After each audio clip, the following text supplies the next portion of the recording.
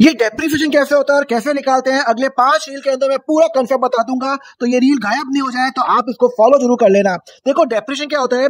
Depreciation is a systematic allocation of depreciable fix asset over it useful life. Example suppose करो मैंने एक laptop लिया 1 लाख का, 1/4 को लिया, अब उसकी लाइफ 4 साल की है।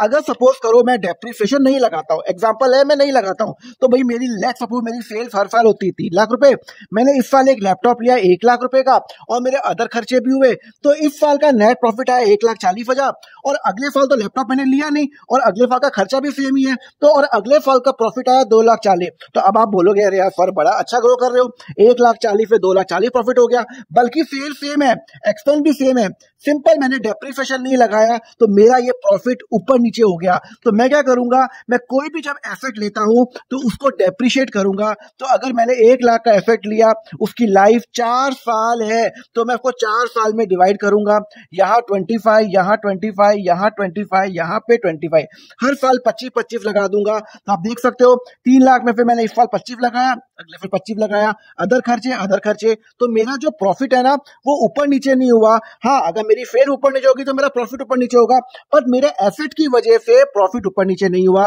क्योंकि मैंने उसको अगले 4 साल तक उसको डेप्रिसिएशन लगा दिया। तो डेप्रिसिएशन जब मैं लगाता हूं तो डेप्रिसिएशन कहां पे आता है, प्रॉफिट एंड लॉस अकाउंट में आएगा हर साल ये। और यहाँ पे जो मेरा एसेट होगा, जो मैंने लैपटॉप लिया, मैंने लैपटॉप लिया 1 लाख का, उसके अंदर 25,000 में माइनस करूंगा और 75,000 रुपीज में क्या दिखा दूंगा, बैलेंस शीट पे दिखा दूंगा।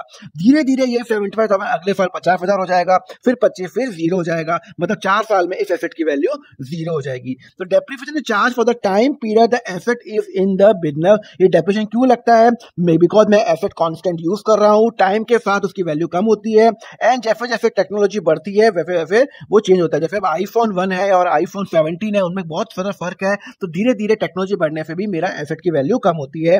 ध्यान रखना डेप्रिसिएशन नॉन कैश एक्सपेंडिचर है, जब मैंने खर्चा कर लिया तब वो कैश एक्सपेंडिचर है, पर जब मैं उसको अलोकेट करता हूं ओवर पीरियड ऑफ टाइम तो वो नॉन कैश होता है।